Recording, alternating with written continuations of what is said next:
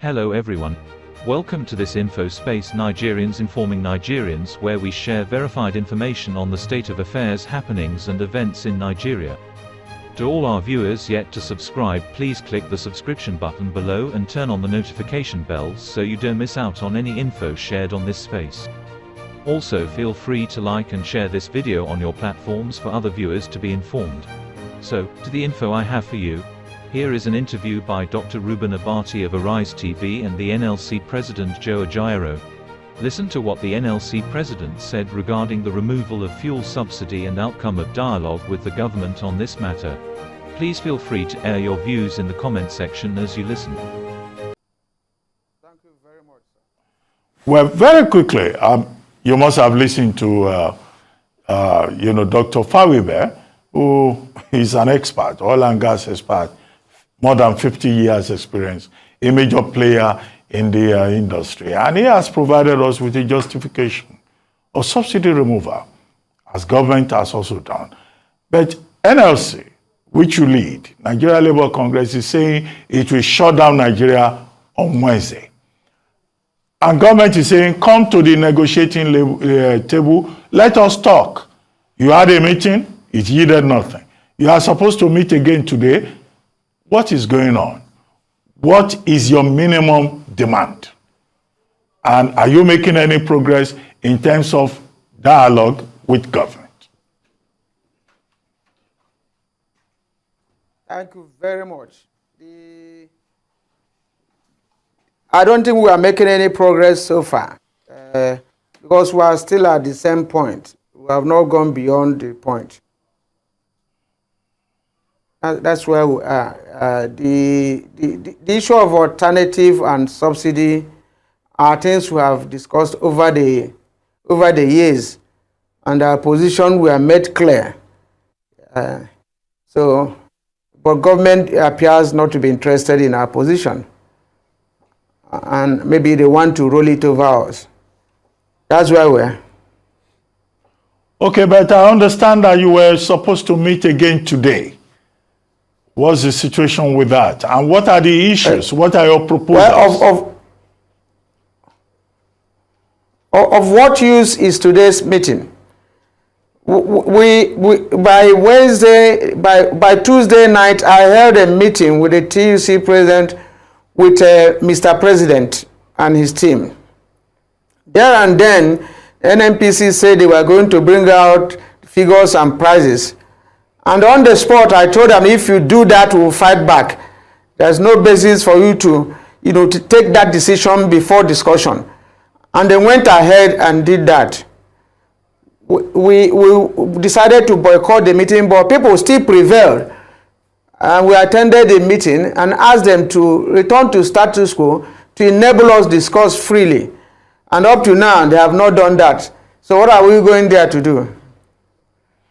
Well, but if you look at it, the Tinubu administration is saying that this new administration is presented with a fait accompli. There is no provision in the budget 2023 beyond May 29 for subsidy.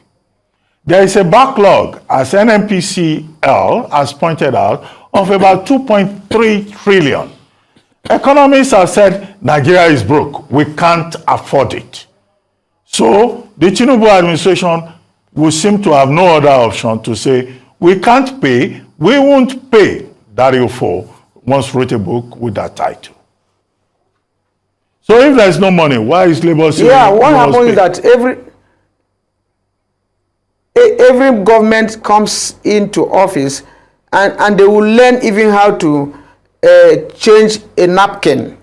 And then from there, they move from step to step. Now, I don't agree that there is no appropriation, beyond May. My understanding is that there is an appropriation up to the end of June, and thereabout, other things could follow.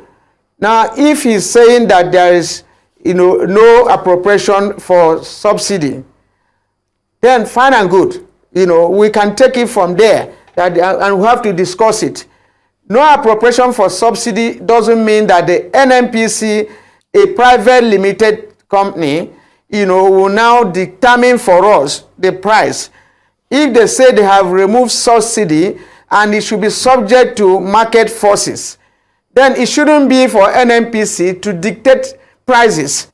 They don't have such powers, and there is no provision that their board, as a limited liability company, ever met and took such resolution.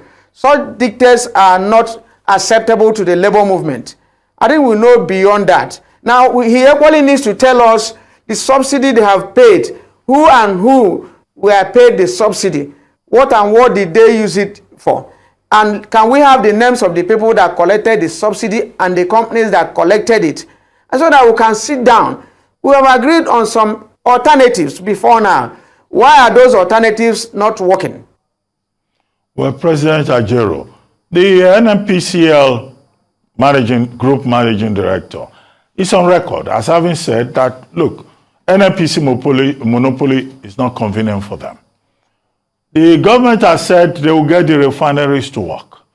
The government, being a continuum, has also said that with the advent of the Dangote refinery, 650,000 barrels of refined crude oil, over 34 million supply of fuel per day, would also ameliorate the system. And the market forces will change the price index over time, and that Nigerians just need to be patient. Why is Labour not persuaded by these factual arguments, as they put it? Does market forces mean monopoly in a sector? How can there be market forces if Dangote is the only person producing?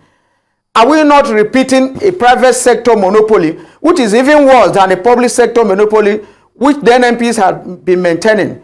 What is the situation in the cement industry and other areas?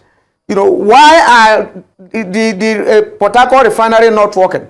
Why is Warri refinery not working? Why is Kaduna refinery not working? Unless there are other players in the sector, we can't be talking of market forces. We can't be talking of competition in the sector. You can't have a single market participant in a sector, and we are talking of market forces. It doesn't go that way. Between now and December, if key is not taken, if it's only Dangote that is producing, a liter will be selling for over 1,000 naira per liter. So the argument doesn't make sense before us. Okay, NLC President, you have already issued a statement under the auspices of the organized labor, NLC, but it doesn't look like there is unity even within organized labor. There are groups that are saying this is a good development and that they support it. So do you think that your strike, as proposed, will still go on with discordant voices within organized labor? Well, there is no discordant voice within organized labor. If there is any, let me know. We have 36 state councils of the NLC. We have 54 affiliate unions that met on Friday. No dissenting voice. And we took a decision on this action. And every union has issued strike directives to their members. And the strike is on. For the newspapers that are saying there is a division, let them say where the division is having. The NLC does not operate northern branch, eastern branch, western branch. So where is the discordant voice coming from? Let them wait till Wednesday for them to know. No, but the federal government is saying that, look, we don't need to have this crisis because adequate supply will be ensured. And if there is adequate supply, there will be differentiation in terms of, pump prices across the country. And that will just be a clear evidence of market forces determining. You buy where you can afford. And this will check smuggling. Well, until there is competition, sir, what they are saying doesn't work. Part of our agreement in 2021 is the issue of the compressed natural gas as an alternative. And that one, even the then Minister of State Petroleum, Silva, now say that it's going to cost 90 naira per liter. And everybody was impressed. The CBN was supposed to have, if not they have not released 250 billion naira for conversion of vehicles and power stations. Ipman, the owners of these filling stations, have donated their filling stations for the conversion to take place. And as at now, over 10,000 cars were converted in Benin alone. And we're expecting them to do this conversion for us to have alternative. If you have alternative to PMS, now why are we talking of the labor movement cannot tell you to remove or not remove subsidy? Then we have alternative. In a situation, in a sector, you have only one product and there's no alternative. And you are compelling everybody to buy at high rate. It doesn't make any sense and will not succumb to it. So between now and the next 1 month or 2 months, if this government is serious, we can get conversion. And in your own car, you have provision, a tank for CNG, you have a provision for PMS. Anyone you want to switch over to it. And this is common. What is difficult for it than forcing everybody to buy a dictated price? Okay, President of NLC, Joe Ajaero, 2 quick things. Beyond all these issues, are you making any other efforts to engage with the government? Because there are many ways to engage to government, to reach out to government. And then I've also seen a story saying even the Nigerian Union of Journalists, your main original constituency before you joined Labour, is saying journalists you down tools. Are you suggesting that I should not appear on the screen on Wednesday? Because that would be a tough deal. Because I will come here to talk and do my job. I hope you get what I mean. Thank you very much, sir. If you watch, the journalists are worst hit, sir. That's your constituency, that's my constituency. They cover so many kilometers per day, whether with their own private vehicles or with public transport.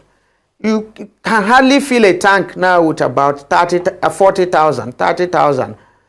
And this is biting on everybody. And like I said earlier, there can be abortion before pregnancy. If we are talking of cushioning effect, talking with government, how do we solve this problem? It can be after announcing price. And that was why in the discussion with NNPC, we say, let us talk first. And they say, no, we have to do this. And when they do it, they are telling us that the palliative they are providing, that they are going to provide 5,000 for 50 million Nigerians. And it's a one-off thing. So why are you going to give a Nigerian 5,000, that he will spend one night over in his I pass my neighbor? And the Bureau of Statistics have stated that over 133 million Nigerians are multidimensionally poor. And then you are talking of 50 million Nigerians. We are ready. There's hardly anybody I have not talked with, even the new chief of staff, even the new secretary to government, who have been talking. We have not closed any chances of talking. But you can't start a process before and you say whether we like it or not, we should fall in line. We are Nigerians as well, and this thing has nothing to do with even labor alone, because they were saying wage review. If I go wage review for less than 4 million Nigerians, what happened to almost 200 million Nigerians? How will they manage? Who will take care of them? How will they move about? To all our viewers, thanks for watching, and don't forget to like and share, as well as subscribe to this channel and turn on the notification bells so you don't miss any update from us. Love and peace, guys.